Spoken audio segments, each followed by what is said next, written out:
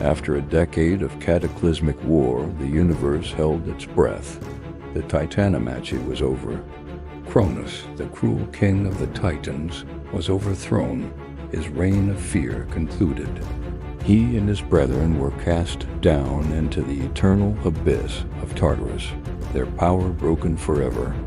On the scarred battlefield stood three brothers, gods, victors, Zeus, Poseidon, and Hades. They had fought together, led together, and now they would rule together. But how do you divide a cosmos? How do you carve up reality itself? They decided to leave it to fate. The three brothers would draw lots, and this single moment of chance would define their destinies and shape the world for all time. First, the heavens, the sky, the air, the mountain peaks, and the throne of Olympus itself. This prize fell to Zeus. He became the king of gods and men, but his leadership was far from hands-off. Zeus was an interventionist, a micromanager on a cosmic scale. His authority wasn't just symbolic, it was felt everywhere.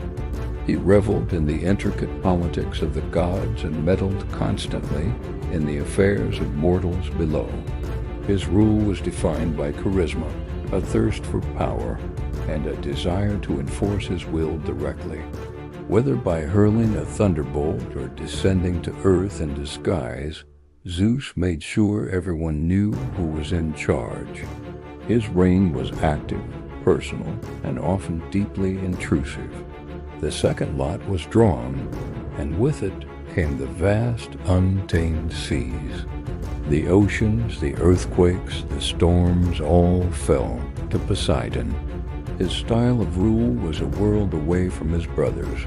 Poseidon wasn't a strategist or a politician. He was a raw, volatile force of nature. His kingdom answered to no laws but the crashing of the waves and the shifting of the tides.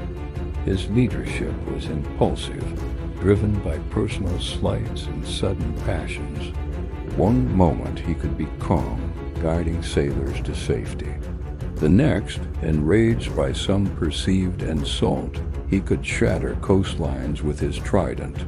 He ruled not with decrees, but with the turbulent, unpredictable power of his own emotions.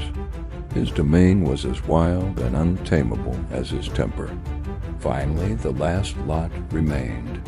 The grim, silent realm beneath the earth, the underworld. This fell to Hades. His leadership style was again entirely different from his brothers. Hades was a detached administrator, a solemn custodian. He ruled his vast, sunless kingdom, not with personal whims or emotional outbursts, but with cold, inflexible laws.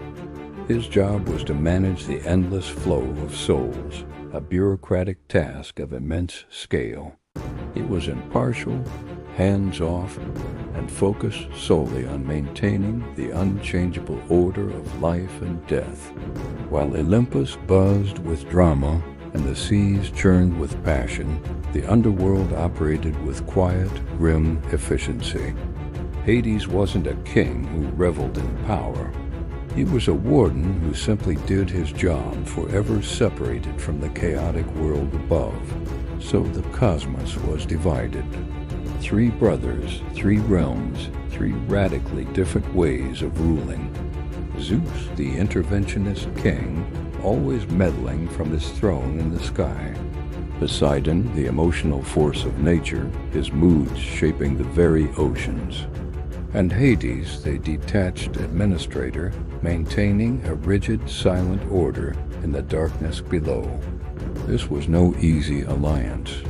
Their contrasting personalities and approaches to power created a fragile, often contentious balance. It was this very tension, this clash of wills between sky, sea, and underworld, that would fuel the greatest sagas and tragedies of Greek mythology.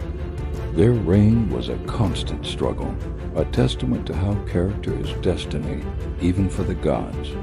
Thank you for watching, and if you enjoyed this journey into myth, be sure to like and subscribe for more.